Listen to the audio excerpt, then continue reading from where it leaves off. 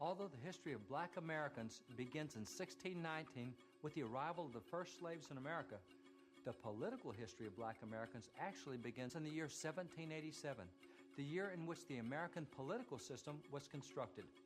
1787 was the year the Constitution was written. Today, many critics assert that the Constitution was a pro-slavery document, and to prove this, they point to the 3/5 clause, claiming that the Constitution says that blacks are only 3/5 of a person. One of the earliest black Americans to investigate this claim was the famous abolitionist Frederick Douglass. Douglass had been born into slavery and remained a slave until he escaped to New York. 3 years after his escape, he delivered an anti-slavery speech in Massachusetts. He was promptly hired to work for the state's anti-slavery society, and he also served as a preacher at Zion Methodist Church.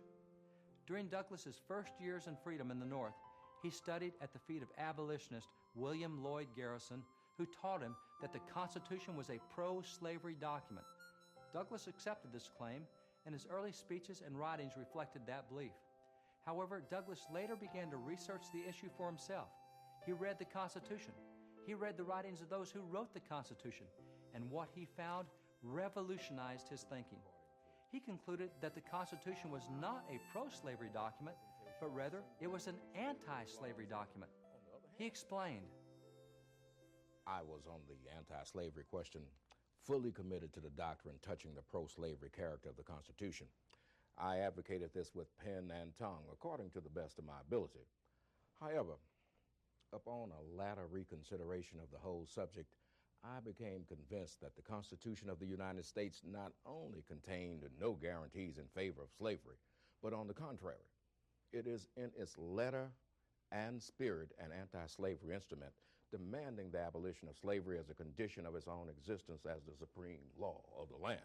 Now, here was a radical change in my opinions, brought directly when I first escaped from slavery into contact with a class of abolitionists regarding the Constitution as a slave-holding instrument. Now, it's not strange that I assumed the Constitution to be just what their interpretation is, but I was now conducted to the conclusion that the Constitution of the United States was not designed to maintain and perpetuate a system of slavery, especially as not one word can be found in the Constitution to authorize such a belief.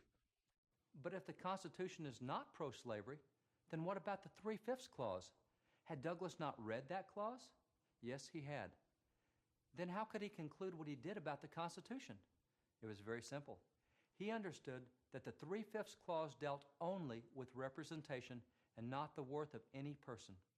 You see, the Constitution had established that for every 30,000 inhabitants in a state, that state would receive one representative to Congress. The Southern states saw this as an opportunity to strengthen slavery. Slaves accounted for much of the Southern population. In fact, almost half the inhabitants of South Carolina were slaves. Therefore, slave owners could simply count their slaves as regular inhabitants, and by so doing could almost double the number of their pro-slavery representatives to Congress. Of course, the anti-slavery leaders from the North strenuously objected to this. After all, slave owners did not consider their slaves to be persons, but only property. These slave owners were therefore using their property, that is, their slaves, to increase the power of the slave states in Congress. The anti-slavery leaders fully wanted free blacks counted, but not slaves, if counting slaves would increase the power of slave owners. They understood that the fewer the pro-slavery representatives to Congress, the sooner slavery could be eradicated from the nation. Gouverneur Morris, a signer of the Constitution and a strong opponent of slavery, therefore argued, upon what principle is it that slaves shall be computed into the representation? Are they men? Then make them citizens and let them vote. But the admission of slaves into the representation comes to this, that the inhabitant of Georgia and South Carolina who goes to the coast of Africa and in defiance of the most sacred laws of humanity tears his fellow creatures from his dearest connections and damns them to the most cruel bondage. Now he shall have more votes than the government instituted for the protection of the rights of mankind, than the citizen of Pennsylvania or New Jersey who condemn the practice of slavery. Morris objected to counting slaves because he did not want to reward slaveholders and increase their power. Another ardent anti-slavery delegate at the Constitutional Convention, Luther Martin, similarly explained, "No principle can justify taking slaves into calculating the number of representatives that a state should have in the federal government. It is absurd to increase the power of the state in proportion as that state violates the rights of freedom. It encourages the slave trade. And it makes it in the interest of the states to continue in that vile traffic.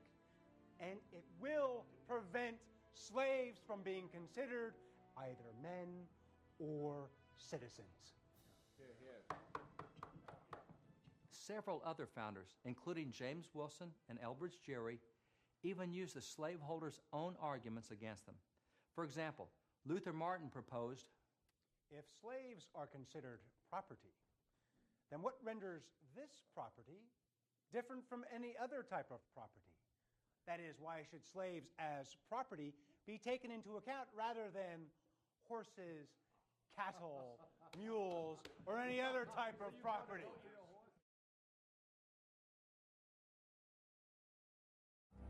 These anti-slavery founders argued that if the South was going to count its property, that is, its slaves, in order to get more pro-slavery representation in Congress, then the North would count its property, that is, its houses, cows, and horses, to get more anti-slavery representation in Congress. Of course, the South objected just as strongly to this proposal as the North had objected to counting slaves. The final compromise was that only 60% of slaves, that is, 3/5 of slaves, would be counted to calculate the number of Southern representatives to Congress. In other words, it would take 50,000 slaves rather than just 30,000 before slave-holding states could get a representative in Congress, thus greatly reducing the number of representatives to Congress from states with extraordinarily large slave populations. This, then, is the 3/5 clause. It had nothing to do with the worth of any individual. In fact, free blacks in the North and the South often were extended the full rights of a citizen and regularly voted, both in the North and the South. The 3/5 clause had to do only with representation. It was an anti-slavery provision designed to limit the number of pro-slavery representatives in Congress. This is why Frederick Douglass, unlike many today who have never taken time to study the Constitution, could emphatically declare that the Constitution, all of the Constitution, was anti-slavery.